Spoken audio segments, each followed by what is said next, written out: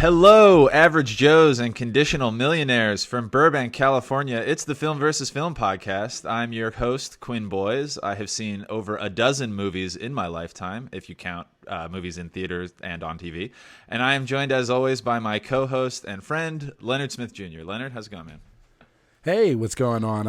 I'm feeling good. I'm a little exhausted right now. I just tried to spend every last dollar in my bank account, and it was tough. It was tough, but I did it. You could have kicked some of that money my way, man. I kept telling you.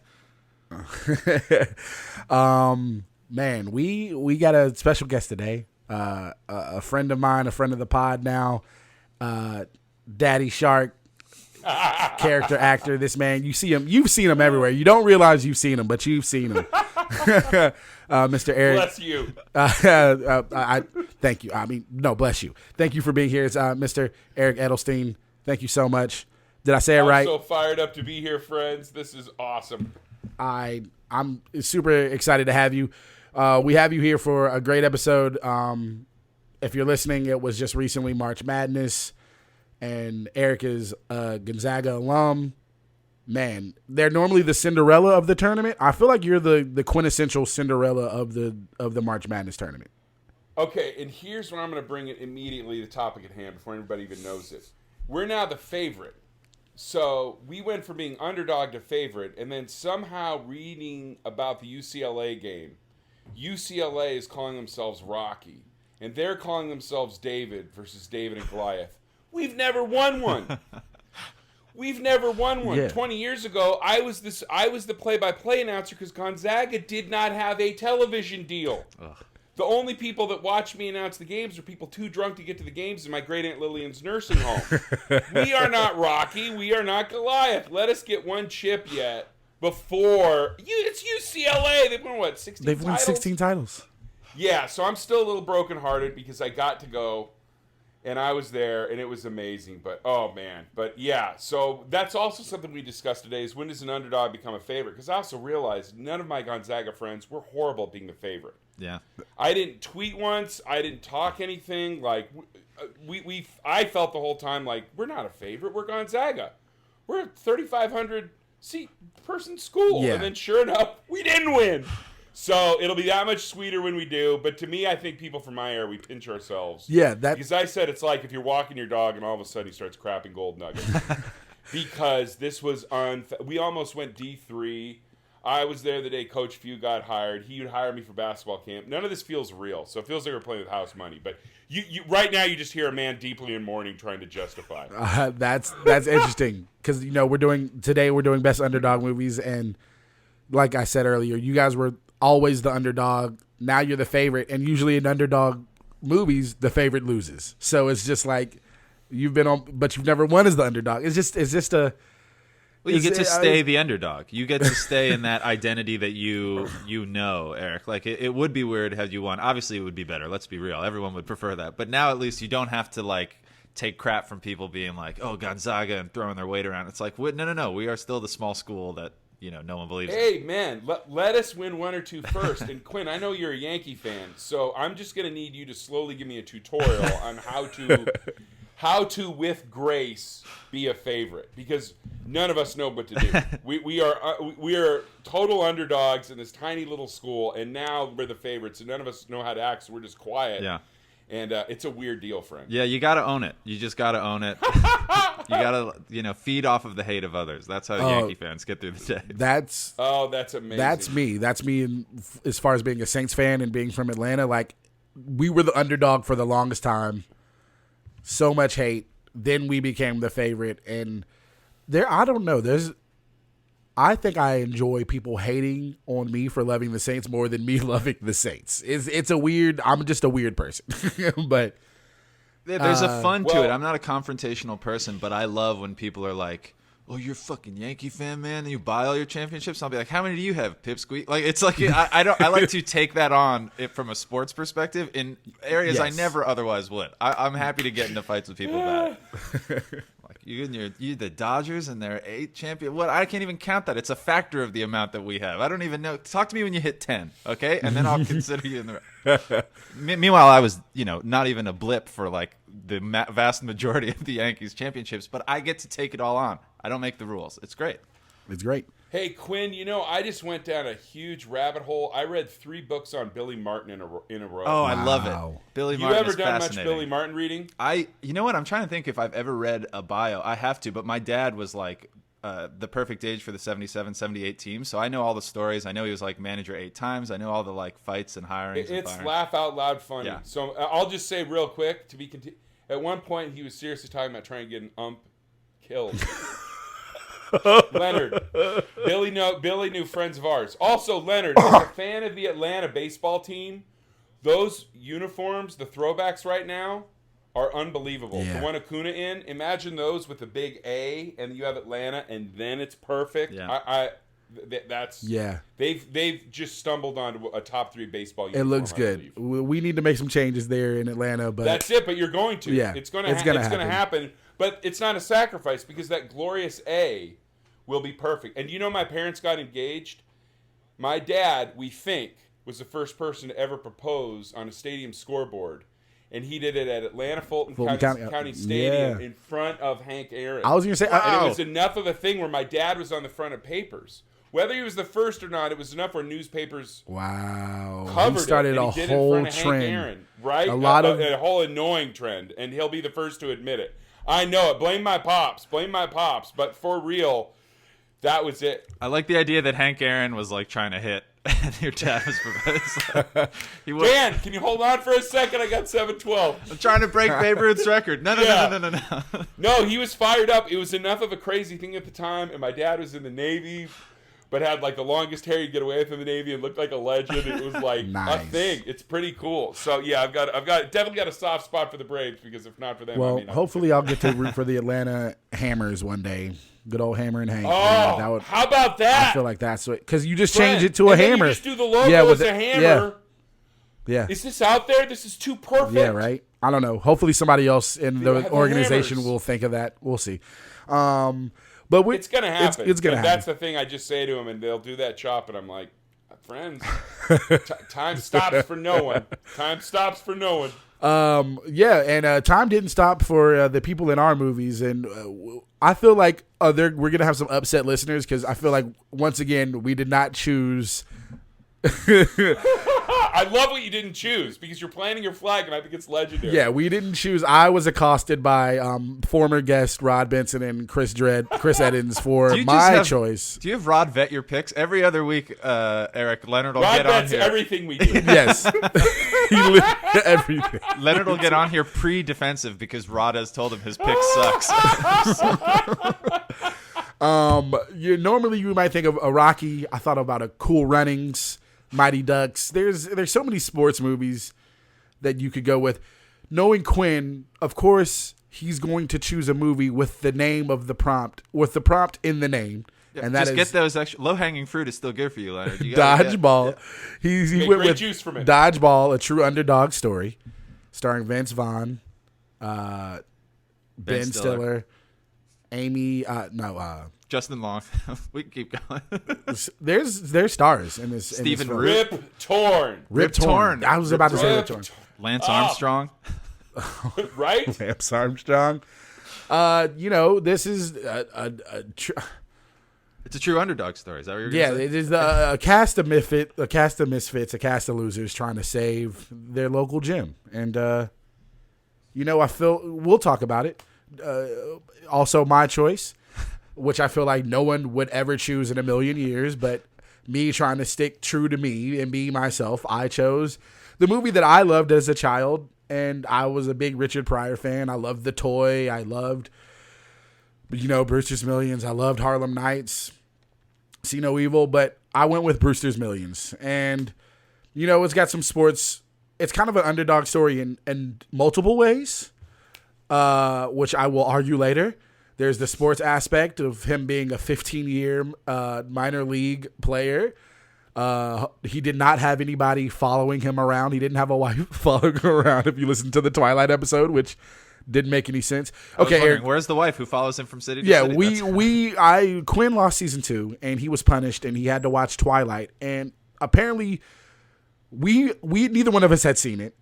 He had to watch it, and the reason why Bella has to go to Washington is because her mom is leaving their steady life of her daughter, who's a junior or senior in high school, and is going to follow her fiance or her husband, fiance, husband, who is a minor league baseball player. She's traveling with the team.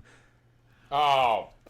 And It's leaving not and even like letting her allowed. daughter move across the country. I was like, in what world would a wife go with the team of a minor league baseball player? It's not even allowed. You're bunking with other players. They don't each have their own hotel rooms. Like it doesn't make sense. Stephanie Meyer did not do her research on vampires or on minor league baseball. Do you remember the thing with Doug Christie? No, what's that? When he was in the NBA, it was Doug Christie's wife would Jackie. follow the team and travel around, and no one was happy. Yeah, Ooh. Jackie. It was like a thing. Yeah, Yes, Jackie I got does all not kinds of- play those games.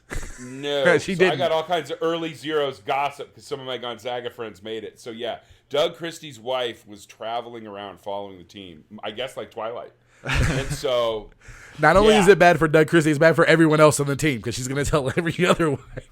All you need is one to ruin it for everyone else. discretion is the greater part of valor, especially among NBA. Wow. I'm all for these sports tangents because what you just reminded me of, Eric, was when Adam LaRoche brought his son Drake to him to so many White Sox Yes. games that they told him to stop, and Adam LaRoche retired. He's I like, remember that. The White Sox is my other team. I grew up originally as a White Sox fan because of the Big Hurt, Frank Thomas. Seeing a big ass yeah. black man just hit Hold a on. baseball out of the park. That's a Frank Thomas bat, dude. Where That I got on the couch there. Nice. That's a cracked Frank Thomas my bat. It's my God. childhood hero. Yeah, It's he was- cracked. For, for like high he saw school an graduation, my dad asked me what I wanted for high school. This is what a dork I was.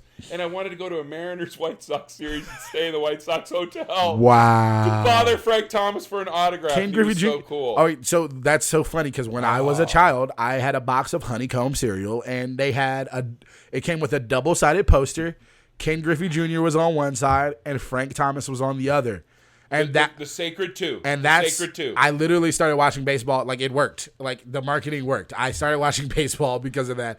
And surprisingly, I didn't lean towards Ken. I loved Ken Griffey Jr., but I was all about just Frank Thomas, just Well, destroying we're the big ball. men, Leonard. Yeah, We're just- big men. Exactly. Just That's a big man out there. He's still my hero. he's still my hero. He's the yeah. man. Love him. So Is there a Oh, better I- is there a better nickname too than the Big Hurt? Like, I mean, that's just it's You like can't- Big It's the Sexy. best. It's a great nickname. It's the best. I will just say that this is my childhood hero, and the three of us need to talk to him about those Nugenix commercials. honestly, Because he's not even a bad actor. They're No, just he's not fine. setting him up for success. It's not the Big Dude, Hurt's it's- fault. They've got him with non-union actors. I will volunteer Leonard and I oh man, as union talent to Yes. get in there and pass the ball to the Big Hurt and make him look good as we're taught in improv. yeah. Yeah. Like, Set him dude, up. he deserves better He because deserves every time better. it's on, I get texts from a couple friends because I'm so doubled down on being a Frank Thomas fan that I get like, what is up with that latest Nugenix? It's scary. Yeah. Like, and I'm like, oh, Frank, buddy, come on. Like, and anybody out there with any type of endorsement money, just throw a little bit of money at Frank because he deserves it. Like, he should have more respect, more valor. Like, I feel like he's just one of those unsung heroes of baseball. Like, I mean, I would say he was one of the top 5 biggest stars in the 90s. Like, yeah. how can, I don't know. He's one of those guys who the steroid era makes, and I'm not suggesting Frank's time. There's no suggestion that he was part of it, but like it makes his accomplishments less impressive by the pool of players he was in, and he's one Exactly. of those guys that gets screwed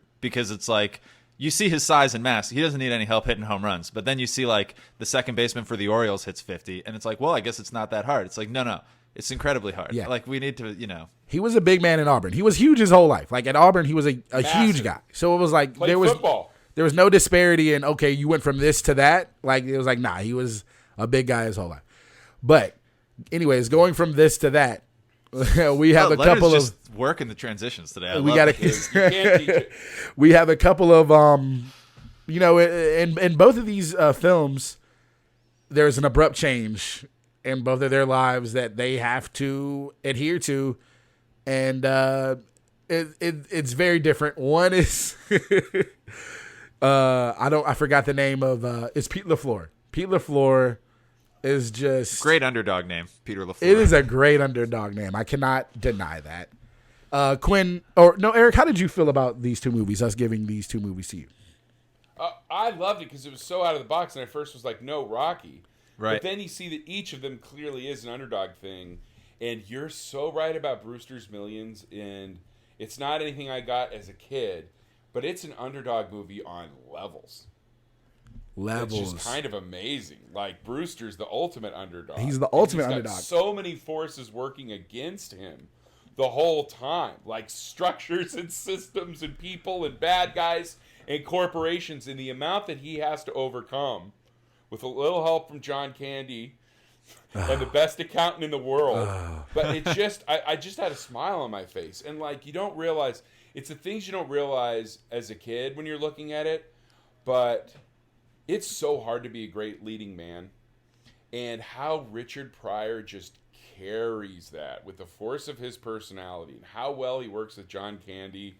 Jerry Orbach is the manager. It's just like, as a character actor, I'm always obsessed with the character actor performances. And there's so many in this movie. It's also the ultimate underdog movie. That's why we got a battle on our hands today, friends. Very excited. Very excited. Quinn, what was the reasoning with you choosing Dodgeball?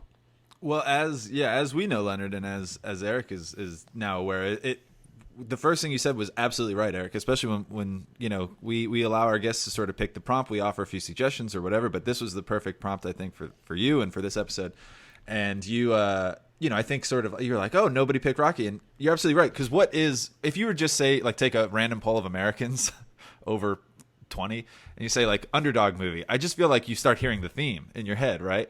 But yeah. But we also, Leonard and I are children of the 80s and 90s, I guess would be a fair thing to say. So we have picked with our heads and we've picked with our hearts. And I think this one we both picked with our hearts because Rocky was obviously a movie I'm familiar. We're all familiar with it, but Dodgeball was that movie for me. I remember seeing it in theaters as a kid in middle school. I don't remember how old I was, but and being like, this is it was exactly the comedic sensibility of that time for me. But also, having rewatched it now for this and in years since, I feel like it holds, like, it catches so many people at the right time. Vince Vaughn was like he was Vince Vaughn at that point. He'd done, I think maybe Old School was the same year or the year prior, but like he was on the up. He'd yet to do Wedding Crashers, so he'd kind of, before Vince Vaughn became like, oh, this is his shtick. He talks a lot and he talks very fast. Like, he's perfect for this role. Ben Stiller owned the aughts. Ben Stiller was in a comedy movie every year that made a ton of money, and this was like a great kind of off-kilter Ben Stiller performance. He usually plays a little bit more of the straight man, but this was like a really fun, unhinged Ben Stiller character. Very and unhinged. It's Dodgeball. We're all playing it in middle school. Who doesn't know Dodgeball? There's a fun... I think, actually, I remember this movie was so popular that the Game Show Network started showing a Dodgeball League, which was very clearly, and it didn't stick, but it was very clearly influenced by like a spiked interest in dodgeball from this movie. I remember starting to play it in my backyard with my friends. We would get as many balls that were still inflated as we could, and we'd put them in a line in the middle of our backyard, and we'd go to one side of the fence, and the other group would be on the other, and then you say go, and you just whip balls at people. I understand dodgeball is like, people are scarred in gym from dodgeball. You pick on the slow kid, you pick on whatever, but like, for us at the time, it was like, let's just play. It was a great summer for dodgeball. That's all I'll say. I mean, you were a winner, Quinn. Dodgeball was good for you. I the was a winner. overweight child in gym class, not so much. That's where you can tell where you were on the junior high hierarchy if you dug dodgeball. For me, I think of Mr. Minkowski's gym class, and my stomach starts to hurt. I don't. We never played that much dodgeball. I feel like I was in Virginia in middle school and the beginning of high school, and I remember like like handball or like indoor hockey, like gym hockey. Like, sure. Those are like the random things we played. But the few times we did play dodgeball, I was fucking acting like I was Michael Jordan out there. Like, what is just you there's got just the something tongue about out? moving around, and you just feel free, and you can just do what you want, and it's fun. I haven't played in 20 years, but No, nobody. You're not allowed to play dodgeball after you turn 16 years well, old. unless you live in Los Which is Angeles. unfair because now I dominate. Yeah, I and was now gonna it's unfair. I feel like Los Angeles is the dodgeball capital, though. I feel like, isn't that a thing out here where everybody's playing dodgeball? Or is it not a thing? It's been a tough COVID year, but I'm gonna come out. I'm gonna dust off. I'm gonna join so many dodgeball leagues this year. I hate to date myself here, friends, but I saw Dodgeball in theaters in Los Angeles as an actor. So I think, or not even. I think I was either working as a bouncer or working at Starbucks at the time. Oh, yeah. But I remember it's when you first take an improv and you're such into comedy and analyzing it. And I remember we went to Dodgeball, and I think some of us were kind of like this, and then just laughing hysterically. Because it's being not so happy they just nail it. Yeah. It's not a smart comedy, and it has no aspirations to be, and yet it makes me laugh so hard. If it's been a couple years before I watch it, like, I know the lines because it's one of those movies, but it makes me laugh so hard because it's the performances. Like, I don't know. Okay. Yeah, Leonard, what do you think of this movie? Because I hadn't seen Brewster's Millions, but I know you'd seen Dodgeball. I had seen Dodgeball. I had for sure seen it one time. I had only seen it once, and I hadn't rewatched it. It just, for me, I feel like it was just very hard because this was when Anchorman, like old school, 40-year-old version, it just kind of fell to the wayside for me as far as, like, it wasn't one of those movies that I watched 100 times. Like, I watched Anchorman. I watched Old School. I can quote all those movies so many times. This movie, there were times where I was cackling. There are also times where I was just like, It was kind of honestly a little too lowbrow for me at points. Wow. Yeah. You're gonna pull that on me now? You're going to get classy on me? I'm sorry. But there were just little parts where I felt a little cringy. But as far as an underdog movie, I just felt like there was a cast of misfits and all the characters were funny. I wish that the black dude had some type of story arc. Because, there's like, everybody kind of had their own little story, except for the black dude. Like, Rip Torn's character had his, like, he needs to get angry, and he's the one who is with the weird, obscure sports. And then Steve's the pirate. Yeah. And then Steve the pirate. The other dude can't find a date, and he's, like, falling in love with the other girl. And the other dude has the cheerleading storyline and the girl, and you have Pee the Floor.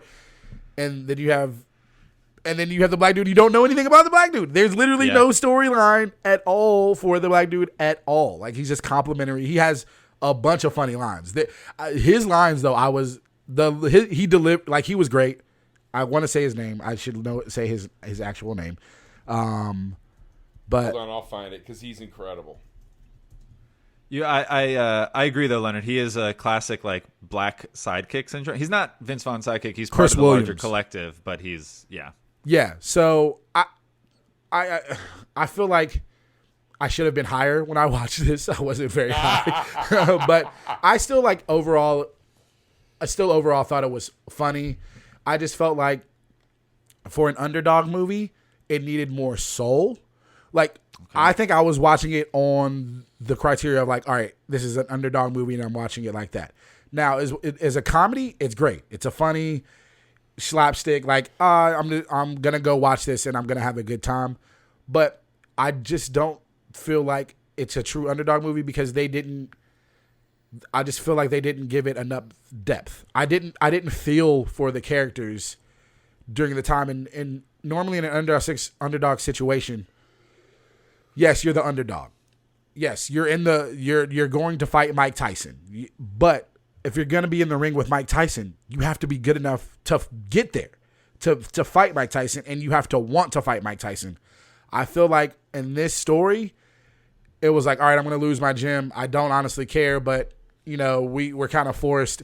It just didn't feel like the characters or them as a team truly even cared about winning or wanting it. So it was like I didn't have that much emotion invested in them like winning. And then the way they won, it was just kind of quick. It was more like, let's get these jokes in more than so like, let's see how the trials and tribulations they have to go through to win this money and this championship. I think it's fair to call Vince Vaughn a passive protagonist. Things happen to him. People kind of help him make those choices. So I understand you're coming at me from that angle for sure.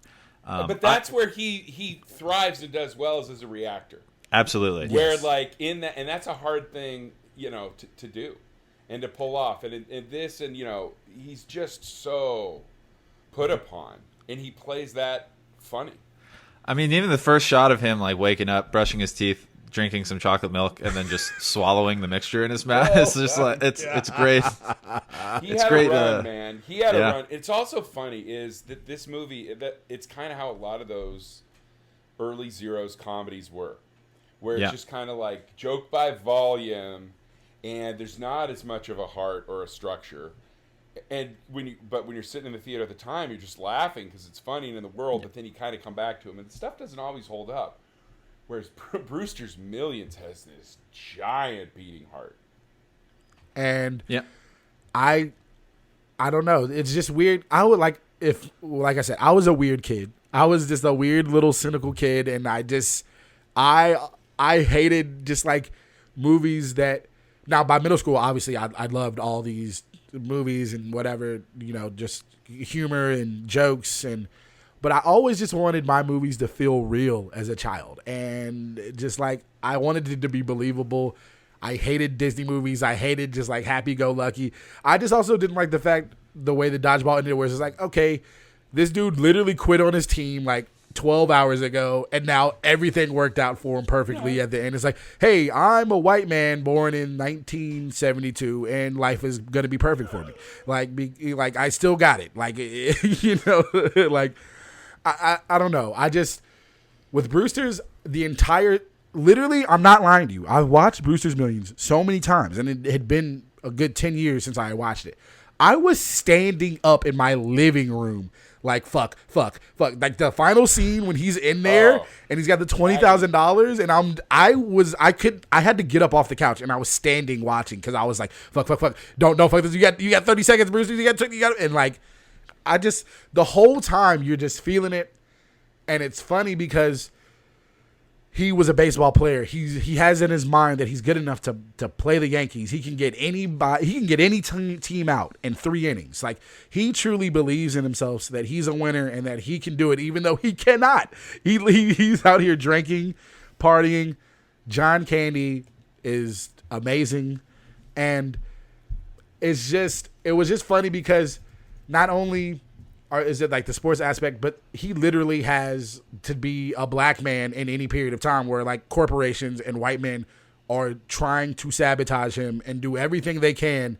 It's like, all right, he's winning. He's making great moves, great plans, like the iceberg thing and just blowing money on that. And then they buy the company and then the stock shoots up. Like, it was just like, damn, like they were using their powers in hand, but he still is like blow for blow coming back. I'm just thinking of the scene, though, where John Candy makes him $10 million. That fucking scene. John's reaction, and then Richard Pryor just makes that whole scene is amazing. The pain that man is living, Richard Pryor. My God. Not being able to tell anyone that you have to blow through $30 million. Jesus. And that's just another part. Not being able to say anything is just, I can't even imagine it. And, well, yeah, you were talking about realistic stories, Leonard. What part of inheriting $30 million from your great white uncle resonated with you personally the most? I will tell you the part that resonated with me the most. The fact that this old white man was about to die, but he still wanted to play God, and he was getting enjoyment from it before he died. That was real as fuck to me. That was super real. Asked and answered. But I did look up. This is something I would do to you if I was dying, Leonard, and I had the means. I looked it up, and because I was watching it with my roommate. My one roommate had seen it because I have 2 like white male roommates, and I've exposed them to a lot of things, just like Quinn. And my one roommate had seen it because his dad loved it, so he had seen it as a kid. My other roommate had never seen it, but we were talking about it, and we asked ourselves, would you take the $1 million or would you try to spend the $30 million? And if you did it in today, in 1985, $30 million is $73 million. Oof. So I guess $1 million would probably be like $5 million. So would you take the money? Would you do the wimp clause? Or would you try to blow through that money in 30 days? I'm glad you asked this. I'd written this down to ask it as well, and I think we've dominated the conversation. It's only fair to kick it to you first, Eric. What are your thoughts on that initial gambit? I'm a character actor, so I'm really good just setting the bar in the middle. I think I'd probably take the wimp clause. You would? If it's $5 million now, because even last night watching it, I'm like, just take the $1 million, Richard. Yeah. Just take the $1 million, invest that. Like, you'll be so happy the rest of your life. You and John Candy on the beach in Cabo, like, but I think that's also because internally I wanted to take the money because I don't want to go through this hour and 10 minutes of agony that's about to happen because these guys commit so much to it that you just. I think I'd take the $1 million if it's $5 million today. Okay, what about I you? agree. I agree with you, Eric. I take the wimp clause too for slightly different reasons. You guys are talking about, and you're absolutely right, that scene at the end where he's got to get rid of $20,000 in less than a minute, and he's rushing to write the receipt because literally it's a clock strikes midnight situation. He's on the clock, which was stressful as hell. Is less for that and more for I was listening because I take notes sometimes during these movies. If I'm just enjoying them as I did, I'll stop taking notes because I know I'll remember it. But I was like, should I be taking notes when his uncle is listing all of the things that he can and cannot do? He's like, you can't buy the Hope Diamond and give it to some floozy. You can't throw the money away. You can't overpay for blah, blah. I was like, I'd fuck this up. I would fuck this up. There's too much money for me. I don't know how I'm going to spend it. I'm going to get rid of it all, and then at the end of the month, the bankers are going to tell me, well, technically this wasn't. So I would take the money because I was like, it's too much. I was getting anxious before he'd even signed the deal. Okay. Leonard's shaking his head at both of us. He's going to. You know me. I am taking that money, and I'm going to have the best 30 days of my life. Yeah, you don't even care if you don't even care if you get the 300 mil after. You just want to have not necessarily because we're gonna have a good time, friends. I'm gonna travel the world. I'm gonna see the world.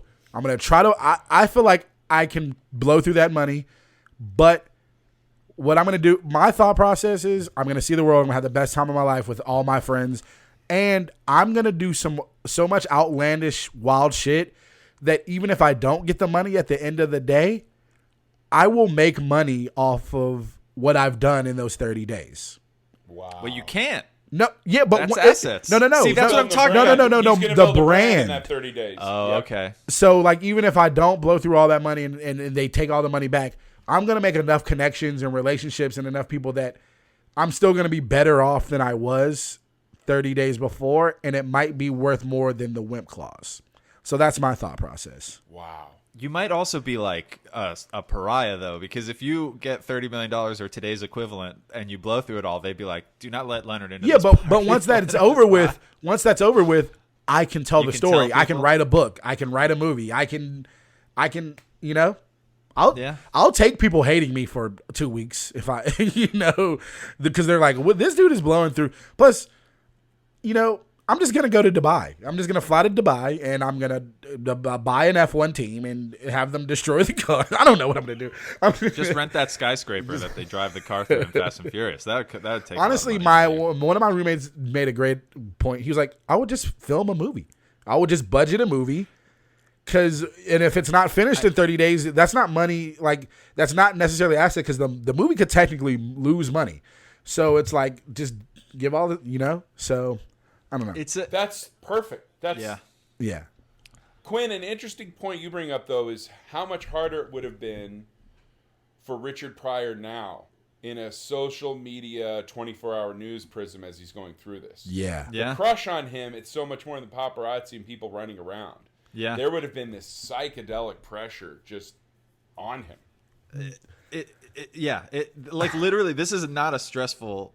Well, it is a stressful movie. This is not, I don't think, supposed to be a movie that like gets your heart rate up. Oh, and yet the whole time. And yet there were times where it's just like, oh no.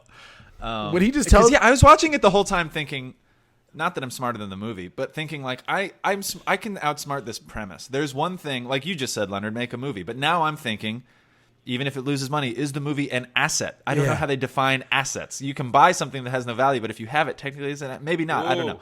Also, so like, is the stamp. The stamp was pushing the gray area because that's kind of destroying a Picasso.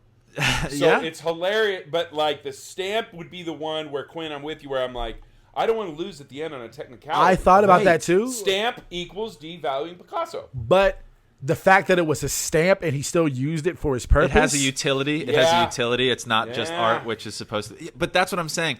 You know what I would need? I would need my trusty paralegal who's there taking all the receipts. Which, by the way, what a job to tabulate $30 million worth of receipts. Great, Lynette McKee. She's great. She was amazing. She was so good. That just is also another thing. They're like, hey, your job for the next 30 days is to live with this man and follow his every single movement and keep track of it. Like, I want to know how much she got paid to do that. Like, I think how he much gave her like $100,000, right? Didn't he? But how much was the law firm paying her? Like, they had not $100,000. Yeah, no. It was just funny to see these two white men do anything. It was just like I like the fact that it was like, yes, we are going to do anything to defraud this man of his $300 million. This is our money. So I hadn't seen this movie, which I said I had seen and love. It's I think another kind of classic in a similar genre of black man gets very rich, which Trading Places with Eddie Murphy and Dan Aykroyd, which has a similar two old white men pulling the strings in. Actually, is that movie in Philly or New York? I don't remember. But anyway, they take Dan Aykroyd, who's very rich and successful, and they bring him all the way down. And then they take Eddie Murphy, who's a homeless person, and they bring him all the way up. And it's similar to this movie. There's scenes of Eddie Murphy, new money, kind of just spending it frivolously, and it's great. But I was like, was this a genre in the 80s of just like social thought experiments on like minorities, or just because both movies are good and successful, but it was reminding me a little bit of that. Quinn, so have you seen The Toy? I've not seen The Toy. No. The Toy is Richard Pryor, another down on his luck man, and I think he's like either breaking into like some mall or something happens where he's like in this mall and there's this super rich man and he has a son who is just like maybe 10 years old, and that by this point he's just spoiled. Nothing entertains him. He has every single thing you could have in the world, and he's still not happy. So this man buys Richard Pryor. Oh man. And Richard Pryor literally is just there to entertain his son. Like that's his job. What does Richard Pryor do that makes him desirous to this man? Or does he just want to own? Because a movie about owning Richard Pryor, a black man, is you're not making that in 20. They're not going to remake that today. No.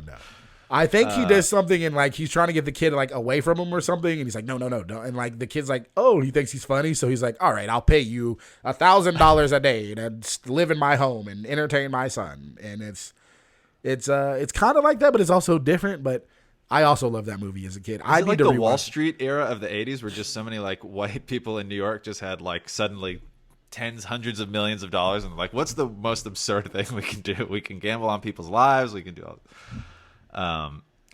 Eric, to a point you made, and I think we've mentioned the great John Candy in this movie as well. Richard Pryor is great. He's one of those like, and I don't mean this negatively, and you guys can disagree. I'm not sure that I'd call Richard Pryor a great actor. I think he's kind of got like one speed, but Richard Pryor, like a lot of other people that you wouldn't necessarily say like, oh, he's really emoting correctly in this situation. He's a great, you feel with Richard Pryor. Like he uses that stand-up charisma that he has, and he kind of successfully transports it to movies. But it's a lot of like, he's very harried the whole movie, which is understandable for someone who's just been given $30 million and has to spend it in a month. But he's like, well, you do that. But I think like giving him John Candy, who's like laid back, cool, even though he's kind of a schlubby, not cool guy, he's a catcher for a minor league team, is like a great counterweight. Like it works really well. It's like Richard Pryor's a stand-up. He's kind of more, the thing. And John Candy's just the very funny, quick like reaction. I think they pair really well together. And it makes it a good, it elevates both of them, putting them together. I mean, John Candy doesn't need any help, neither does Richard Pryor, but it's a great pairing. Well, and I bet they really hung out. And because it just comes across on screen. But for Richard Pryor, I think one of the hardest things to be able to do is to be able to play yourself. Mm-hmm. And whenever I see people like, oh, he's just playing himself, I'm like, man, it took me years to be able to do it. And if we all have our stomach in a knot at the end of the movie and this ball of anxiety, it's almost like he kind of transported that energy onto us. Yeah. Because, it might be, John Candy might be a little more weed energy. And we know what Richard was messing around with in the 80s. And so they counter each other. But, like, for me, when I was watching it, because, you watch it as a kid, like, it's Richard Pryor. And watching this now, I'm like, he has to carry the movie, and it's heavy lifting. And, God, he's so frenetic. So you need John Candy as that counterbalance. Yeah. But there's no way to fake that relationship. Like, I guarantee you those guys had to love each other. And also, everything I've ever heard about either of those two are great hangs. And I told Leonard, I had a friend out here, and her dad was friends with John Candy, and they would do Thanksgiving at John Candy's house. Oh, man. And Uncle Buck. For the adults, there were two kinds of stuffing. One with weed and one without. Damn, that is very cool. He was ahead of his time. Oh, man, that's amazing. Leonard, he stole your idea. Oh, man. Okay, let's get into these talking points. We got 5 talking points. They hold literally no weight, but we like to talk. They help us frame our arguments. We'll put it that way. Basically. And the first one is pop culture. And I feel like Brewster's Millions holds no weight pop culture-wise at all. I loved it as a kid. I don't think it's a movie that's really well known out there. I really can't make any arguments for Brewster's Millions in any way for pop culture. Well, maybe just to also give you like a little bit more. So, Eric, when we say pop culture, it can mean how big pop culturally was it at the time. It can mean how much are people still talking about it today. Like it can mean a factor of things. I agree with you, Leonard. I don't know, like the generation below us, how many people are talking about Brewster's Millions. I will say this was a story that I think there were 2 film versions of it before. There was at least 1 film version of this movie before. It's a novel from like 1902. You know that it was fittingly, appropriately repurposed for Richard Pryor, but like when his name is Montgomery Brewster, it was about some white guy from like 1902. This is not a name that people have. And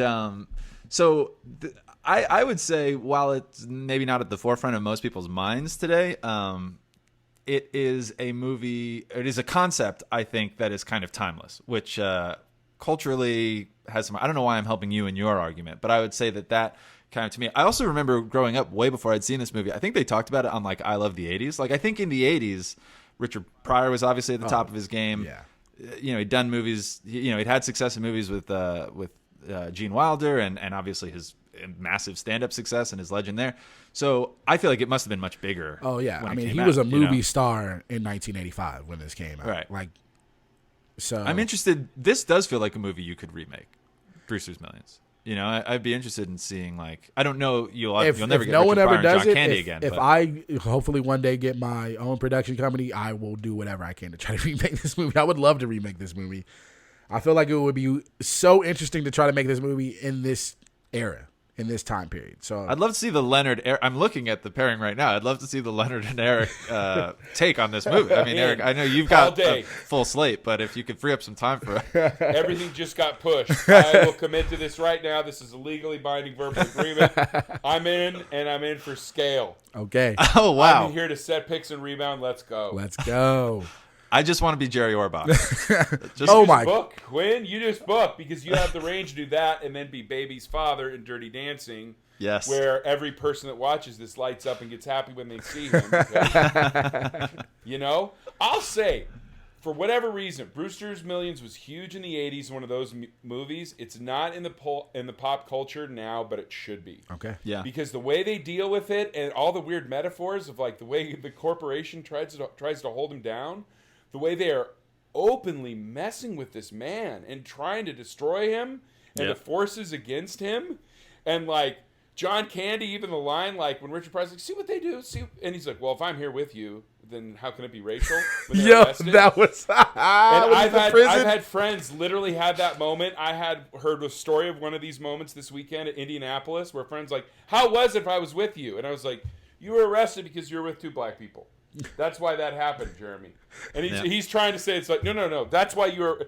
This still happened. It's weirdly ahead of its time, and I think it deserves to have some little piece in the zeitgeist because there are a bunch of moments during the movie I'm like, man, they are weirdly honest there, and they're weirdly dealing with stuff there, and they're weirdly out in the open there. There's a few of those moments, and the way they mess with her, and the way they make little comments about her, of like, oh, and you're doing so well, like that little. I'm like, what? And the way really ahead of its time. Her fiance, like he was like at the beginning, he was like a nice guy, and they just throw him a little money, and all of a sudden he's evil. It was just like he showed his true self. Yeah, he was lying and pretending to be.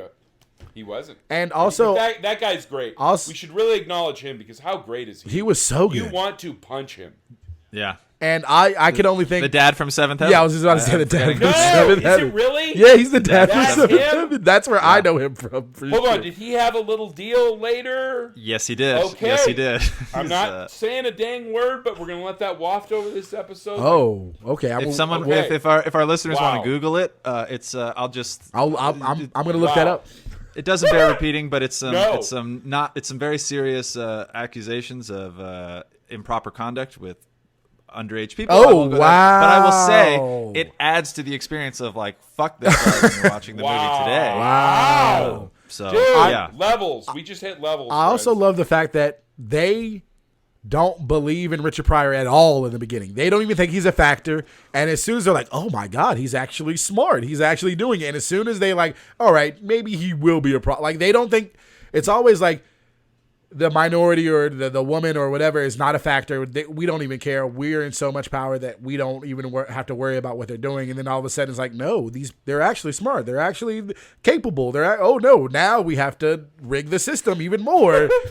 Well, and to what Eric said and to what you're saying, Leonard, I feel like another thing that this kind of underscored was like, and this was the era of like big bonuses, 80s, Wall Street going out of, off the rails and all that. And Richard Pryor going on the rails of cocaine.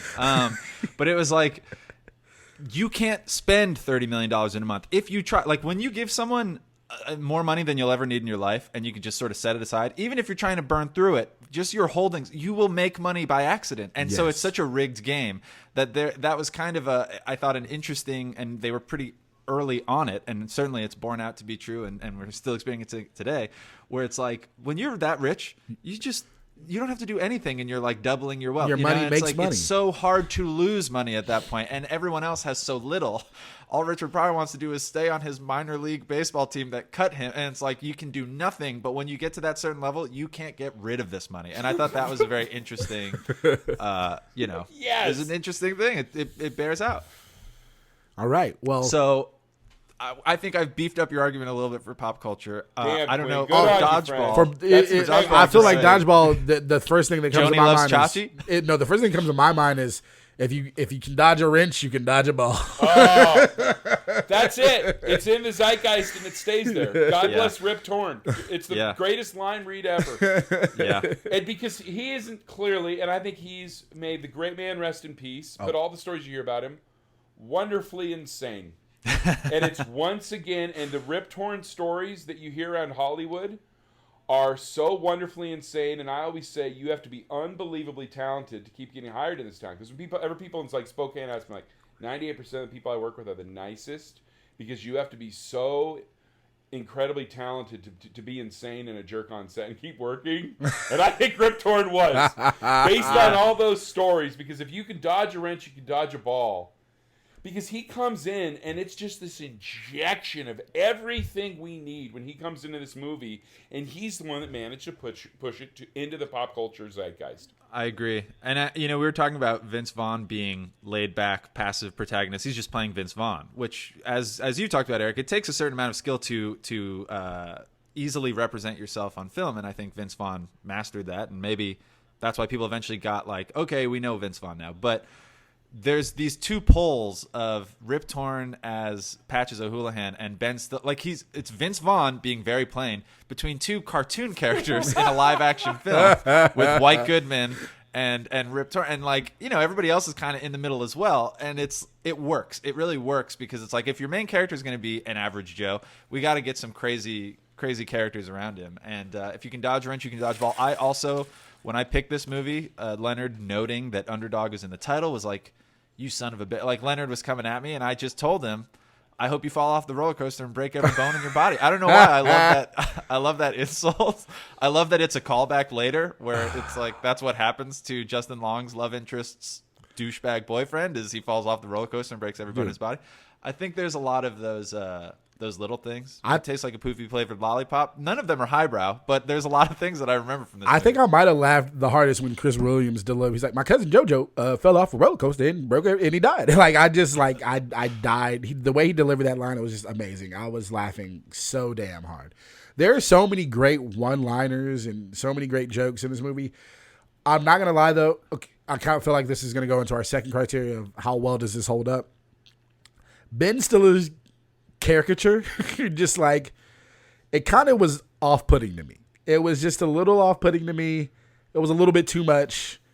Well, can I say something that transitions into our second talking point, which is how does this hold up? It's the line, it's the delivery also of a lot of these lines, but it's when they come to confront them in the bar, and that's when he introduces his like team of mutants with like Blazer and Michelle and all those people, and he goes, they show up, and Vince Vaughn just has a great like he's like, oh, hey, White, I didn't know. See you here. Did Nazi camp get out early? And then Ben Stiller just goes, yes, it did. Like he pushes it back to him without taking off Nazi camp. He's just, yes, it did get out early.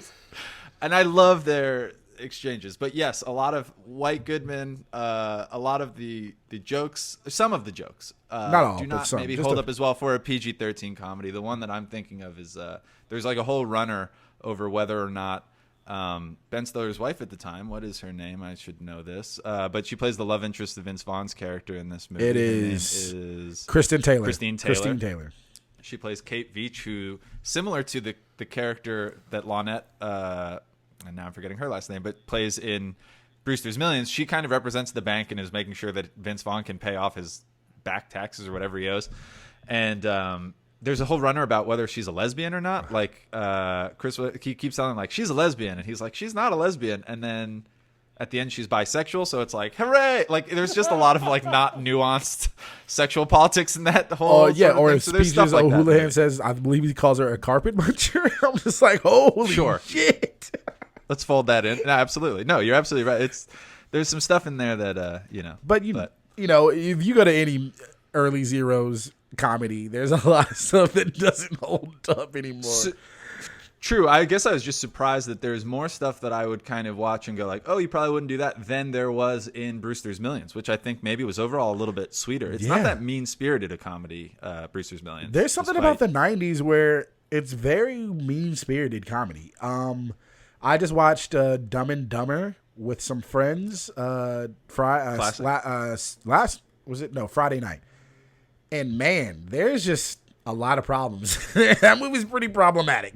Like Jim Carrey also carries that movie as like Richard Pryor carries Brewster's Millions. But I was watching Martin. I love Jeff Daniels in that movie only because we've seen what Jeff Daniels has. I mean, it's he had a hell of a wild before too. But only seeing what he's done since. It's is anytime you see a clip of the newsroom and he's speechifying, you're like, this dude was shitting on a toilet for a minute. Yeah, a full minute.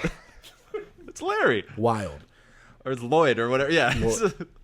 Harry and Lloyd. I'm sorry. Harold, I convinced him I put Larry. I got to rewatch Dumb and Dumber, obviously. But Eric, which of these? How and again, how did this hold up? Can mean anything. It can mean I didn't think it was as funny as when I saw it. It can mean I thought X, Y, and Z were problematic. It can really mean whatever you think. But how would you think both of these movies held up? I mean, I think I was shocked how much Brewster's Millions not only held up, but also kind of got elevated. And, Dodgeball is one of those great disposable Zeros comedies. And it's funny. Yeah. Some stuff holds up great. Some stuff doesn't. A lot of the jokes. But it's kind of like that was a whole trend that needed to happen to build comedy to a level. If it was tons of makesy-upsies on set, I guarantee you that runner happened. Every crew person's cracking up.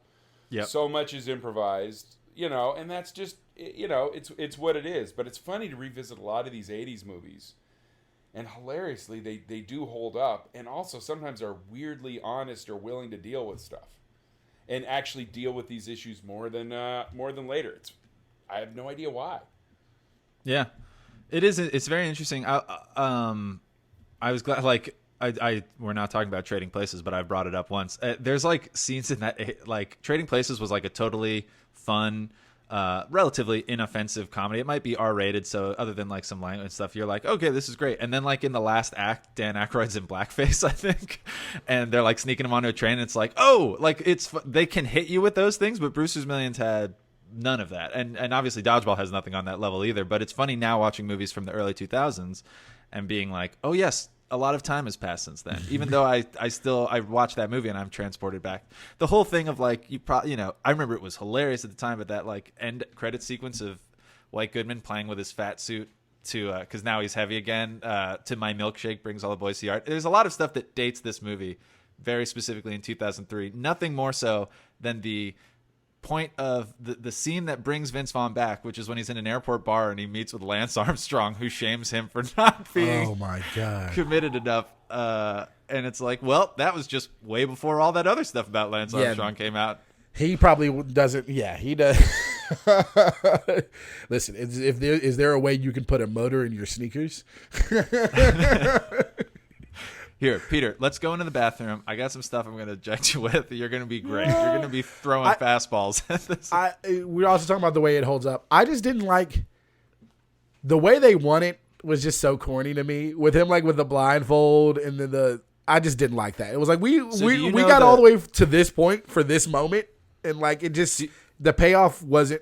I didn't feel like there was a payoff. Do you know the original ending supposedly? And I was always wondered if this was a joke, but I have the DVD and they call it the original ending, and I still didn't believe it. And I read on it, and I think Ross and Marshall Thurber, I think Ross and Marshall Thurber, who wrote and directed this movie. The original ending, the movie just ends. And again, maybe if someone can debunk this, DM Leonard and tell us. But the movie just ends with Vince Vaughn stepping over the line and they going, "You're out." And then there's that thing where like the announcers are like, "A Cinderella story cast asunder." And the movie just ends. And it was supposed to be like the ultimate like kind of fuck you to not the audience, but like this is how these movies end. And then Fox told them, you got to give us a better third act than that. You cannot end this movie that way. But he didn't have a lot of juice. This was like his first big thing. But he's like, this is the ending to this movie. I would have loved this movie. If you want, you can just stop watching the movie there. I would have loved.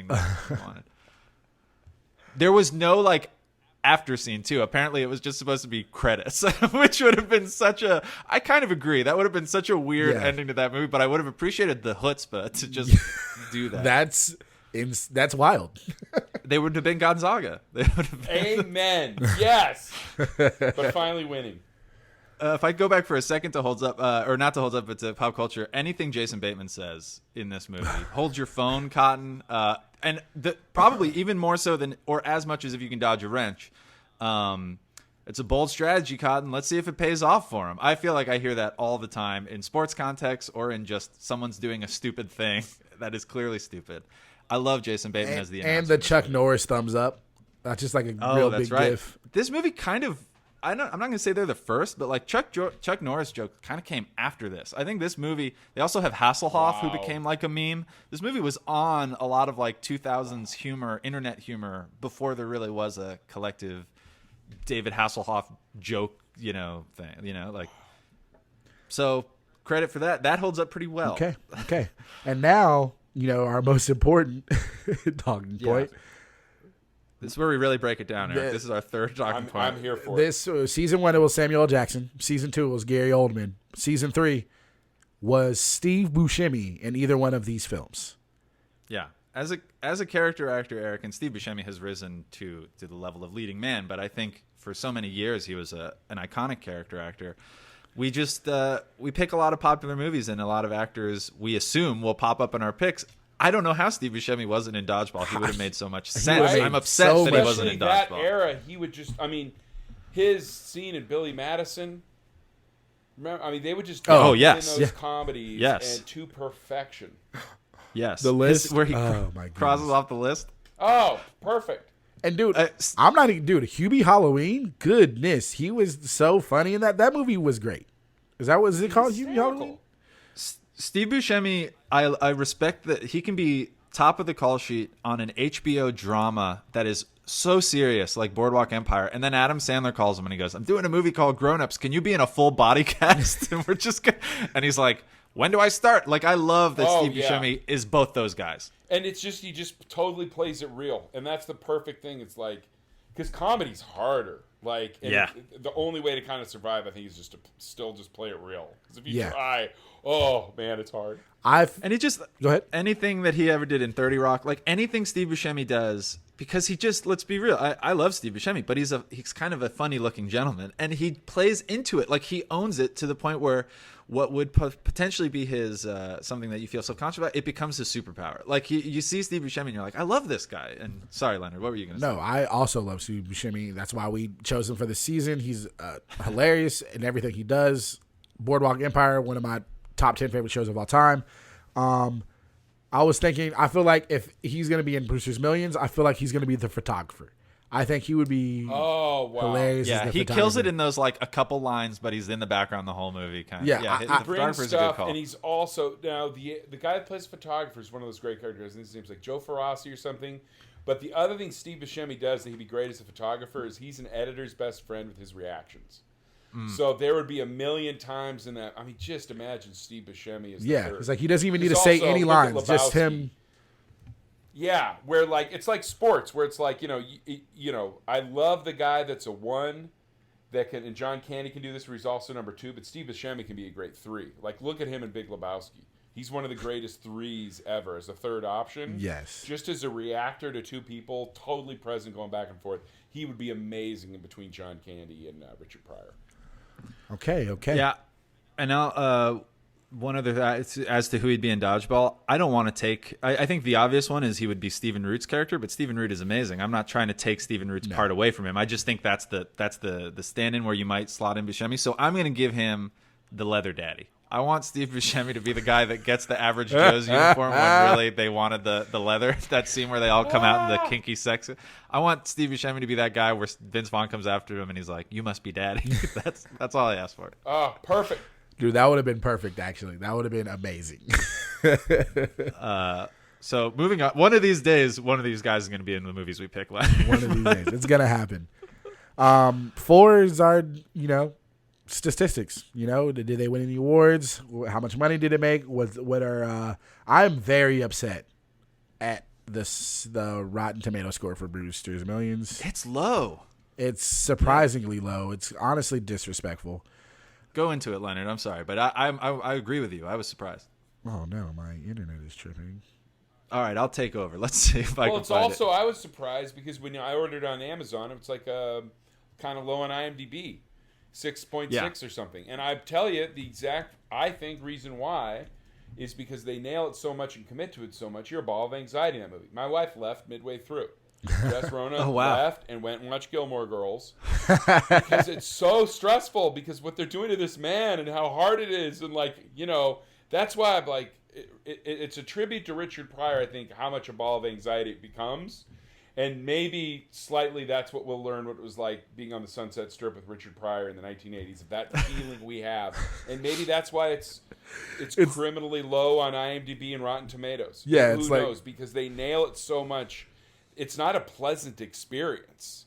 There's so many laughs, but you're like, oh, God, that last 20,000? Oh, no. Why are they doing this? All he wants to do. Wow. Why didn't you just take the wimp clause? But it's a 35%. On Rotten Tomatoes. Which is no, it's not. 30, Quinn. That is so disrespectful. Don't shoot the messenger. I'm not, friend. I'm sorry. Oh my! And the audience score is 55%. That is insane to me. There's a lot of factors, friend, and you know this. Yeah, there's. We've noticed a little trend of if it's a black film, it is normally like at least 10 to 15% lower than it should be. Especially a black film like before the last decade. There's just a lot of critics who are either not seeing it, and so it's like the ratings that are coming in are from suspect sites, or people who are dismissing it out of hand because they're like, this isn't Gone with the Wind. I don't know. It's wild. It sucks. It was the budget for this movie was $20 million, and for Brewster's, which is crazy. A lot of that. Well, they had to be out. They had to rent out ballparks and choppers, and that's kind of. You think you can get a Yankee uniform in your movie without having to pay Steinbrenner and Pretty Penny? Come on, man. Remember how it used to be like Major League? They just used the logos, and I think they paid like $100. What? It's so crazy how it was in the 80s. Well, the Indians were paying them to use their logo. Oh, no, right? It gave them a brand. But like, it really did. Richard Pryor wearing the Cubs and Chevy Chase wearing the Bears. I miss that. Like, they have to clear everything now, and I always try to wear like Spokane or Gonzaga stuff, and they won't let me. In front I had to be like, I was the announcer 20 years ago, and I know the athletic director. I swear I can get this cleared. But they don't. And I'm like, it's just more fun when he's in a Cubs jersey. Yeah. Exactly. I'm not going to lie to you. Those Bulls jerseys, the minor league gray and black Bulls jerseys, going, if I can't find one, I'm going to make one. Like, Did you see that they're Nike? Yeah, they were Nike. They're super early Nike with that great logo. I need a Brewster jersey.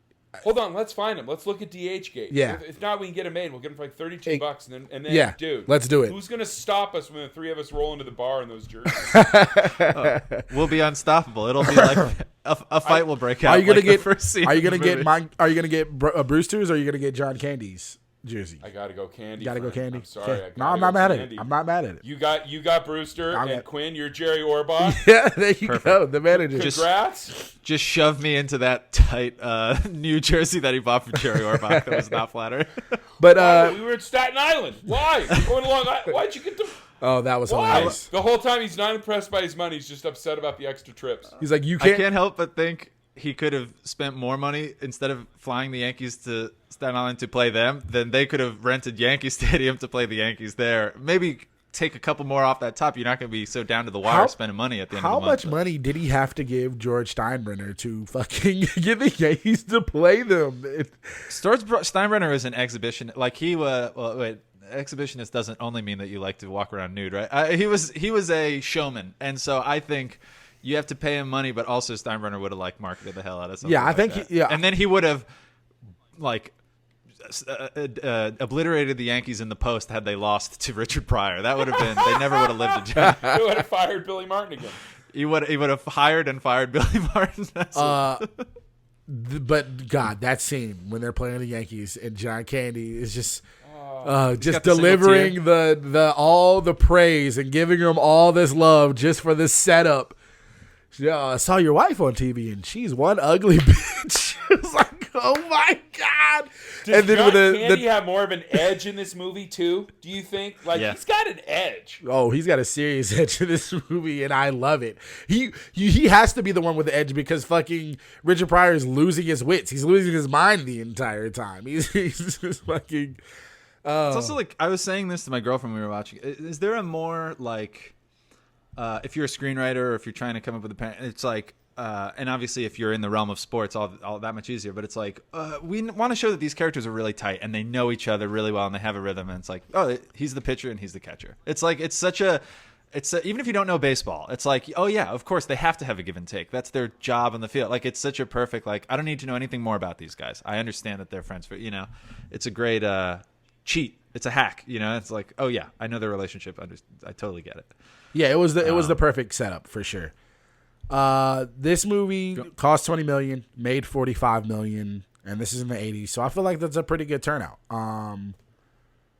It made more money than he had to spend. Yeah, it would have been embarrassing if the movie made $28 million. They can't even use the profits to reenact the film.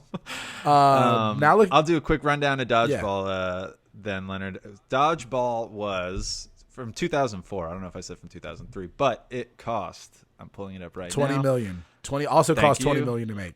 So. Oh, okay. So almost 20 years later, it cost $20 million, and it made $168.4 million. Wow. So okay. Considerably higher, margin of success there. And I remember that this was a big movie that summer. This summer of 2004 was a big. Whenever they released it, it was a very popular comedy. 168, especially for a straight comedy. It's not an action comedy. It doesn't have that's pretty good. Again, I think a lot of that would have probably been on the back of Ben Stiller, who was like, Meet the Fockers around this time. Like he was just doing a movie with Owen Wilson every year, and they were all pretty much hits. Whether or not they all hold up, I don't know. But I saw all of them. So that just made me think of the movie Shanghai Noon. I had never. Oh, I love Shanghai Noon. Jackie Chan and Owen Wilson. Look how you kicked. I'm a little upset because Dodgeball is 71% on Rotten Tomatoes. It's comparable to Brewster's Millions. It's 6.7 on IMDb, but 71% on Rotten Tomatoes, and the audience score is 76%. So I'm telling you, this was the Ben Stiller could do no wrong year. Like everything, all the Ben Stiller's movies were making money, and they were largely well received. There's Zoolander. So yeah, we didn't even talk about Zoolander, which I feel like that's a cult classic for a lot of people. Oh yeah. Have either of you guys seen Heavyweights? Which is like a '90s kids comedy about fat camp. Yeah. And Ben Ben Stiller is in that movie. He's very funny. He plays like the head of the camp, who's like a psycho. I need to whip these kids. The same into character, shape, basically. It's the same character, and I'm not knocking Dodgeball because it's the same Ben Stiller character. He can recycle his bits, but he has like the same voice. Like he does the same like Ben Stiller shtick, and he's also super into fitness, which is the exact same kind of thing from this. He doesn't have the feathered hair, but otherwise it's like a very similar performance. And it's funny because the Brewster's Millions is about the minor leagues. It feels like this is when that Ben Stiller character went pro in Dodgeball. He's like, I tried him out in the minors. They're calling me up. I'm doing the movie with Vince Vaughn and all these people, and I'm using this character. I'm bringing him up to the bigs. So I just always thought that was funny. Have you ever seen the other Richard Pryor baseball movie? What's that? Oh, No. The Bingo Long Traveling All-Stars. No. Oh, friend, you don't want to see Richard Pryor playing baseball with James Earl Jones? What? Now just wing it in here. Throw the curve. James Earl Jones and Richard Pryor? The one thing, Ray, is baseball. They want the win, they want the why, but they're going to get in the car and they're going to go to Iowa. Wow. It's a great James Earl Jones. You're from Yes, the it 60s. is. Back where you belong. Yeah, What is it with Bingo James Long Earl is Jones in really baseball worth seeing. movies? Yeah. Bingo Long is really worth seeing. Just for that title, I want to. Oh, it's awesome. I was one of those. I was baseball obsessed. It was another one of those I watched. Yeah, I almost. Kid. We'll have you back on for a baseball prompt in another season for sure. No, this was within a week of Gonzaga losing and still somehow getting called not an underdog. I needed to be here. This was cathartic. Okay. This okay. was the perfect one, friends. Also, Sandlot. Sorry, just to throw that in. James Earl Jones, if there's a baseball Right? movie, he's on the phone with his agent, and he's like, get me that part. And he's like, it's just the blind guy. He's not there till the end. He just gives him a ball. It's like, get me that part. I'll do it for scale. With the autograph ball, that's good shit. Now, at craft services, I want the oatmeal with the raisin chips. All that shit. I want wine cooler the second I wrap. Well, a lot You know his agent's like, J.E.J., you're making less money than the kid who plays Benny Rodriguez. You can't be in this movie. It's like, I'll do it. More than Benny the Jet. Oh man, I would listen to this all day. Okay, well, we're finally at the fifth and final talking point where we're going to make our arguments on why our movie was the best underdog movie. Now Eric has to sweat again, like it's the end of Bruce. I went first last time, so Quinn, I'll let you go first this time. Okay. Well, usually sometimes there's a little bit of sniping of each other's picks. It's all gamesmanship. I mean, we both love sports. Leonard, you kind of came at Dodgeball a little bit for not being exactly what you were expecting. I'll try to frame my criticisms of Brewster's within the larger statement of I still enjoyed it. I really like Richard Pryor. I really like John Candy. I think it's difficult to have a bad time watching this movie, so I'm not going to pretend that I did. I will say when you think of underdog, just the term underdog, you think of like the Gonzaga being the most recent example. You think of sports. And there was more sports in this movie than I thought. When you gave me this movie, I was like, well, I'm sure Pryor's a down on his luck character, but isn't that most protagonists? They have to get over some hump. Aren't they all kind of underdogs? But there is that minor league career to this, so kudos to you. You did fold in the sports thing. I will say that I think, similar to Eric kind of saying, oh, well, Rocky is that prototypical film. Dodgeball is not Rocky, but Dodgeball, I think, understands that the sports movie elements of these underdog stories are kind of crucial. And like, because Lord of the Rings could be an underdog story if you really want to, fudge the margins. But I think that sports thing was critical. I think what I like so much about Dodgeball, other than the fact that it was just very funny and stuck with me, was that it follows those sports tropes while choosing an absurd sport and not ever taking itself too seriously, to the point where the original ending was just like, they lose, roll credits. And so I think this movie has its cake and eats it too, because all these tropes are pretty tired. When we see, or just well used, when we see these movies now, it's like, well, I know that they're going to be a ragtag group of misfits that's going to band together and have some initial success, but then those initial problems are going to handicap them before the final, and can they get over the hump? That's the formula. So I like that this movie was able to do that while also making fun of that, while also being a very entertaining film. And as compared to Brewster's, I guess I would just say Richard Pryor is a very underdog character, but it's about that character getting $30 million, and it's a nightmare for him. I get it, but it's also like the whole movie is him like spending money. There's a lot of excess, and the hard time is it's like totally flipped. Is he's got to get rid of all these riches and stuff, and I think there's a little bit more. There's a little bit more at stake in Dodgeball, and you're going to say that's insane. There's $300 million at stake, but what does Richard Pryor say? He goes, maybe I can do this, maybe I won't, but I'll have a good time. I'm just going to enjoy the doing of it. There's a lot more kind of at risk in Dodgeball, and I think it more strictly follows what we expect from an underdog story. I think you have absolutely picked something that works, but I think you have to squint a little bit and look at it a little bit, where I think Dodgeball, as you said, Leonard, it's in the title. Okay. Eric liked that. I think Eric appreciated Counselor, that. I don't know if he's going to pick it, but he appreciated my lawyering. Your argument has been heard. Opposing counsel now. Honestly, I feel like Leonard Smith Jr. I honestly feel like I don't need to say much. I feel like Eric made my argument at the beginning of this episode, but I'll say this. It has the sports aspect in Brewster's Millions. Montgomery Brewster, now he might be trying to fight for $300 million, but in his life, he's a 15-year minor league baseball player veteran who still has the hopes of making it to the big leagues. I feel like he's the quintessential underdog, and the fact that he still believes that he can do it. He has the hopes. He has the desires. He thinks that he is good enough to do these things. And yes, it's not necessarily like him going for a title or him. The more underdog story is about this money. But as a black man, it resonated with me so much. It's just like being a minority or being born a woman in this world. You're an underdog in life. And he had the opportunity to inherit this money from a family member, and the powers that be were trying to stop him from it. And he uses his smarts, he uses his wit, and all the powers that he has to do what he can to win the ultimate goal at the end. And there is the ultimate Goliath, the corporations, the white men, the power that he has to fight, and literally no one would ever give him that chance. And you want to believe in him. You want him to win. When you're in an underdog situation, when you're watching March Madness and you pick your Cinderella at the beginning of the story, your heart is ripped out of your chest when they lose, because every part of you wants them to win. And then that's why everyone loves the underdog, because they're not supposed to win. I just feel like in Dodgeball, they didn't even care if they really won or not. It was just like, you didn't necessarily have that feel for them. For them to be the underdog, normally it's like, all right, I feel this way about them. I want them to. With Dodgeball, it was just like, all right, these guys are just having some fun. He's trying to save this gym that he doesn't care about. Everyone's just trying to have sex with a woman. Like, it is a funny movie. It's entertaining. Great comedy.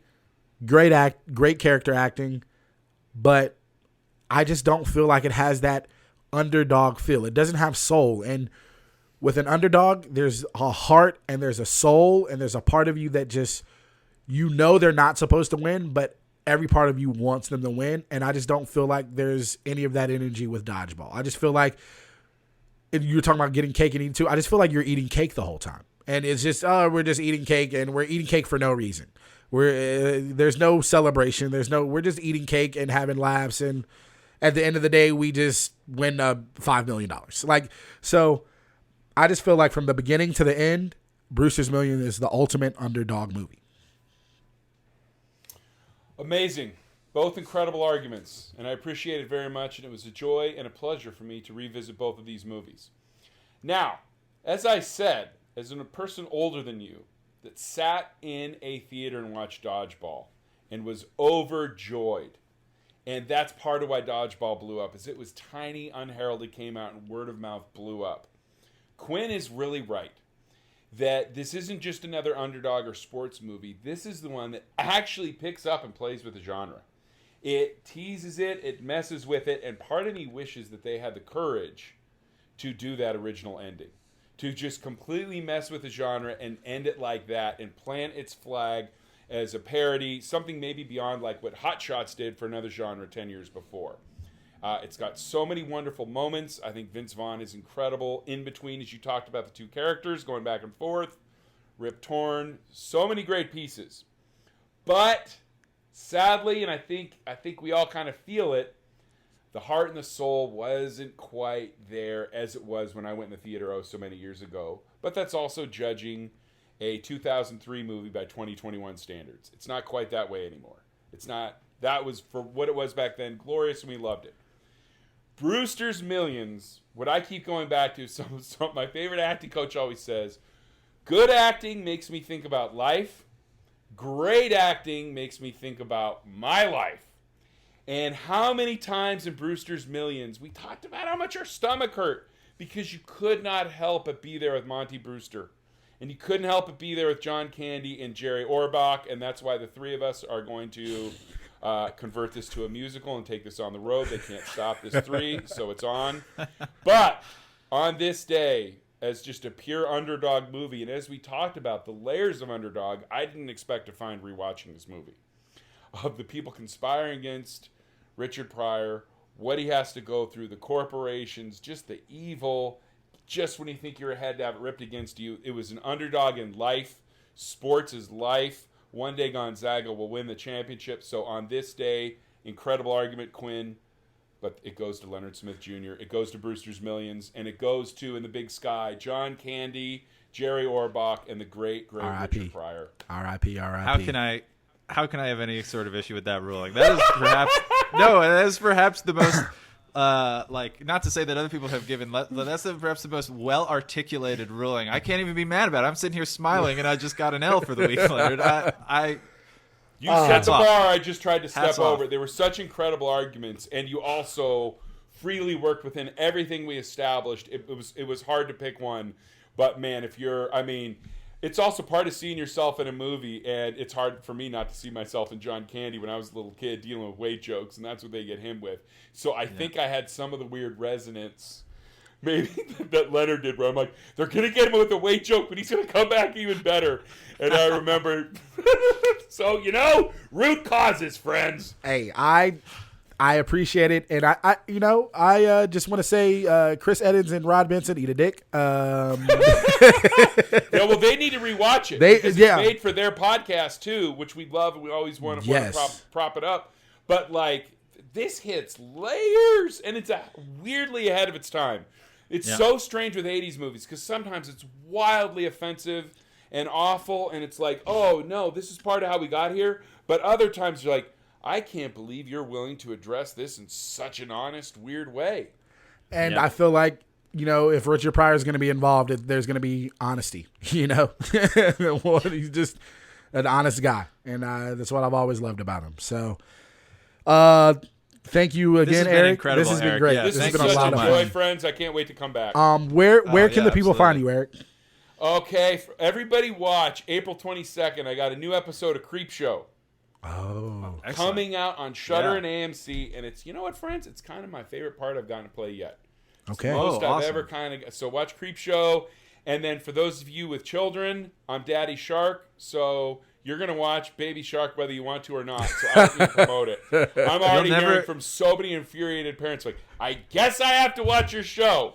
I'm like, I guess you do, but we will make it as entertaining for you as possible and sneak little wonderful things in there for adults too. But yeah, you'll never buy a glass of milk in this town again. That's good, friend. Daddy Shark money. No, that's incredible.